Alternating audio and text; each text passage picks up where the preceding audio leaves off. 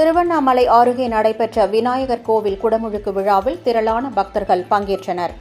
திருவண்ணாமலை மாவட்டம் செங்கம் தேரடி பகுதியில் அமைந்துள்ள விநாயகர் கோவிலில் நடைபெற்று வந்த புனரமைப்பு பணிகள் நிறைவு பெற்றதைத் தொடர்ந்து குடமுழுக்கு விழா வெகு சிறப்பாக இன்று நடைபெற்றது. அப்போது வேள்விச்சாலையில் வைத்து பூஜிக்கப்பட்ட நன்னீர் அடங்கிய கடங்கள் மேளதாளங்கள் முழங்க ஊர்வலமாக எடுத்து வரப்பட்டு கோவில் கலசங்களுக்கும் மூலவருக்கும் நன்னீராட்டு நடைபெற்றது. இந்நிகழ்வில் செங்கம் மற்றும் அதன் சுற்று வட்டார பகுதிகளைச் சேர்ந்த திரளான பக்தர்கள் கலந்து கொண்டு சுவாமி தரிசனம் செய்தனர்.